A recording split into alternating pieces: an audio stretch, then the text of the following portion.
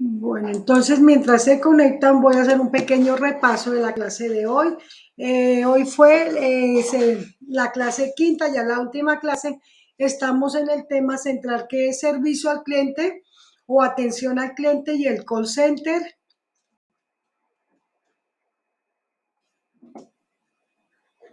Vamos a ver la temática que hemos venido viendo.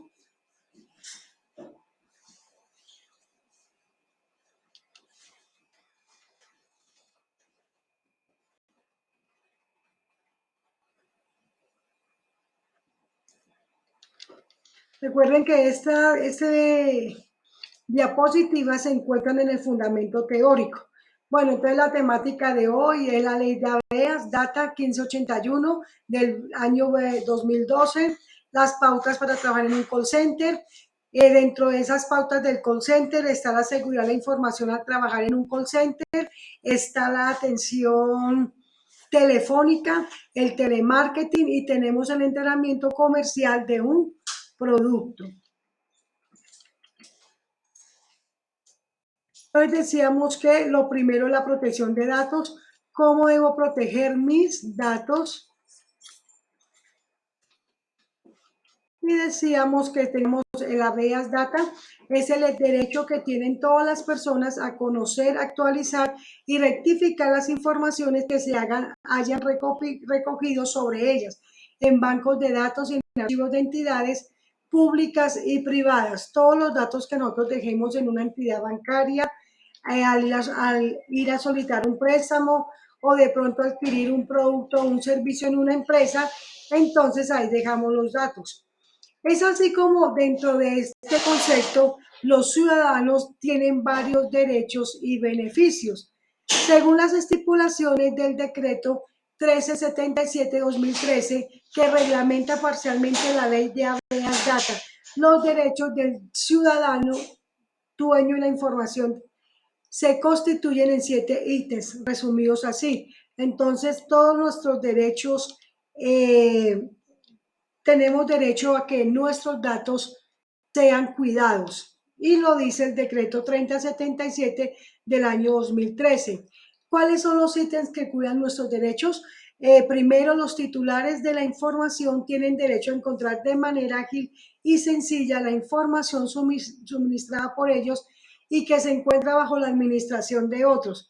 Entonces, cuando vamos a una entidad bancaria o a una entidad pública del gobierno o privada, nos piden nuestros datos. Entonces, ellos lo deben suministrar. La confidencialidad es lo más importante. Segundo, los ciudadanos podrán consultar de manera gratuita sus datos personales al menos una vez al mes y cada vez que se generen cambios en las políticas de tratamiento de datos. Claro, nosotros podemos mirar si nuestros datos están actualizados, si algo han alterado. En esta vías data, el tercer ítem es, en caso de no recordar haberse inscrito en una base de datos, el dueño de la información podrá solicitar una prueba de la autorización inicial por la que fue inscrito. Entonces, si me aparece algo en un banco o que estoy debiendo algún crédito o alguna cuenta en otra empresa y yo no haya recordado que me haya escrito, tengo el derecho de exigir que me digan en qué momento me escribí. El propietario de los datos tiene derecho a que se le describa para qué y cómo será utilizada su información. Claro, hay mucha gente que entrega sus datos a una entidad pública, privada o bancaria, pero no sabe que nosotros tenemos unos derechos que nos cobijan. Entonces alguien puede hackear nuestras cuentas, usurpar los datos o un mal empleado puede vender la base de datos y ocasionarnos daño. La quinta dice que también se tendrá derecho a la actualización, rectificación y supresión cuando el titular lo considere conveniente en cualquier momento con sus propósitos o cuando el responsable por dicha información haya podido advertirlo para satisfacer los propósitos del tratamiento. Cuando hablamos de tratamiento estamos hablando de nuestros nombres, apellidos, cédula, todo lo que respecta a nuestro salario, estudios, familia. Sexto, todo el administrador de la información deberá designar una persona o varias que asuma la función de protección de datos personales, la cual también debe dar trámite a las solicitudes de los ciudadanos. Entonces, para guardar la información o administrarla, las empresas, sean públicas, privadas o bancarias, tienen una persona que se encarga de guardar nuestros datos. El habeas data en el séptimo ítem nos dice que en caso de sentir que alguno de estos derechos no sean atendidos o cumplidos, el dueño de la información podrá recurrir al ente de control para radicar una queja formalmente. Entonces, si en algo vemos que nuestros datos han sido vulnerados, podemos hacer una queja. La clase que vimos ayer, la queja de lo que vimos de quejas, sugerencias, reclamos, hicimos un formato, hicimos una carta en caso que nuestros derechos sean vulnerados en el habeas data o en el derecho que tenemos de que nos guarden nuestros datos en cuestión electrónica, entonces tenemos derecho. ¿Qué es el principio de confidencialidad? El principio de confidencialidad en la información consiste en que todas las personas naturales o jurídicas que intervengan en la administración de datos personales que no tengan carácter público están obligados en todo tiempo a garantizar la reserva de información, inclusive después de finalizar su relación con alguna de las labores que comprende la administración de datos, pudiendo solo realizar el suministro o comunicación de datos cuando ello corresponda al desarrollo de las actividades autorizadas. Personas naturales, ya habíamos dicho, es la persona que tenemos nombres, apellidos, un número de identificación, una nacionalidad, un sexo. Las personas jurídicas son aquellas que van ante la Cámara de Comercio, se registran para tener una empresa o para poder tener un negocio. Igual que la persona natural, las personas jurídicas también tienen el NIC, que es la cédula de la empresa. La protección de los datos personales, claro, la Ley de Protección de Datos Personales o Ley 1581 de 2012 reconoce y protege el derecho que tienen todas las personas a conocer, actualizar y rectificar las informaciones que se hayan recogido sobre ellas en bases de datos o archivos que sean susceptibles de tratamiento por entidades de naturaleza pública o privada. Vamos a un banco, lo primero que nos están preguntando son nuestros datos personales, vamos a es más, vamos a pagar en, en un supermercado, nos piden el número de la cédula y ahí aparecen todos nuestros datos. La ley 1581 de 2012 también nos dice que cuando hablamos de datos personales nos referimos a toda aquella información asociada a una persona y que permite su identificación, por ejemplo, su documento de identidad, el lugar de nacimiento, estado civil, edad, lugar de residencia, trayectoria académica, laboral o profesional. Existe también información más sensible como su estado de salud, sus características físicas, ideología política, vida sexual, entre otros aspectos. Entonces, ya cuando requerimos de un préstamo grande o estamos en una entidad de pronto médica, nos están preguntando nuestro estado de salud.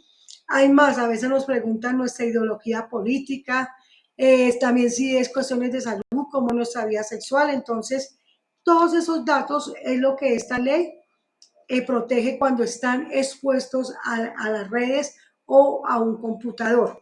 Los datos personales conforman la información necesaria para que una persona pueda interactuar con otras o con una o más empresas o entidades para que sea plenamente individualizada del resto de la sociedad, haciendo posible la generación de flujos de información que contribuyen con el crecimiento económico y el mejoramiento de bienes y servicios. Así, por ejemplo, cuando hacemos una solicitud de crédito ante una entidad financiera, se requiere diligenciar formularios con nuestra información personal o cuando realizamos una compra y para realizar la factura de venta solicitan datos como el número de documento de identidad, correo electrónico, dirección y teléfono de contacto, entre otros. Entonces, la ley 1581 de 2012 nos está protegiendo. Estamos expuestos a que nos hackeen, a los cibernáuticos que de pronto tomen una base de datos y con ello nos pueden hacer mucho daño. Ayer mirábamos el manejo de la información.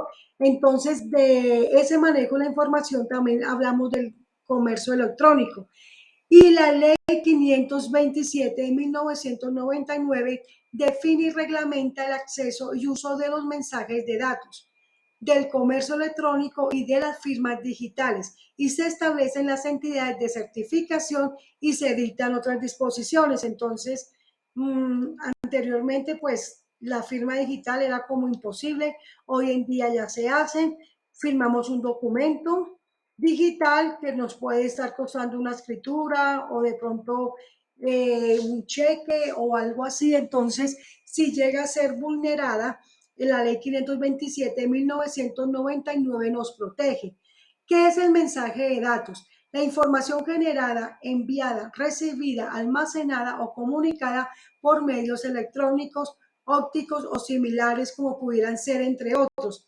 El intercambio electrónico de datos, EDI, Internet, el correo electrónico, el telegrama, el telefax o el teles. Bueno, el telegrama se utilizan en esos pueblos donde el Internet casi no llega. En una época el telefax se utilizaba, pero pues hoy en día casi no, pero el teles es como más usado hoy en día. Entonces, por estos medios podemos colocar nuestra firma digital. La ley 527 de 1999 también dice, define el comercio electrónico, abarca las cuestiones suscitadas por toda relación de índole comercial, sea o no contractual, estructurada a partir de la utilización de uno o más mensajes de datos o de cualquier otro medio similar.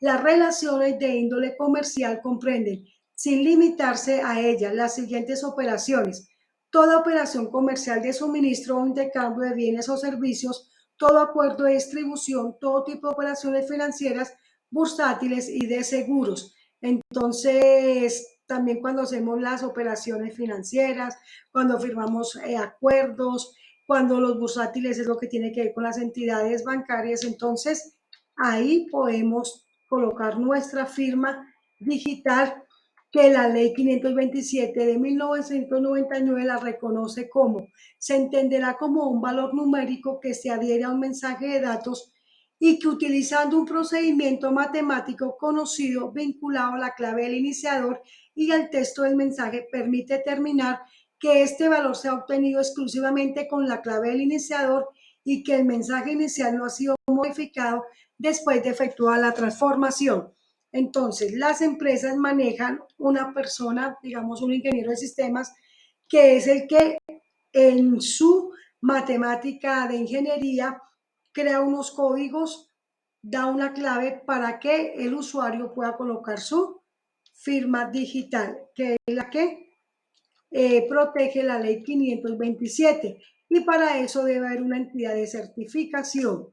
Es aquella persona que, autorizada conforme a la presente ley, está facultada para emitir certificados en relación con las firmas digitales de las personas, ofrecer o facilitar los servicios de registro y estampado cronológico el tiempo de la transmisión y recepción de mensajes de datos, así como cumplir otras funciones relativas a las comunicaciones basadas en las firmas digitales.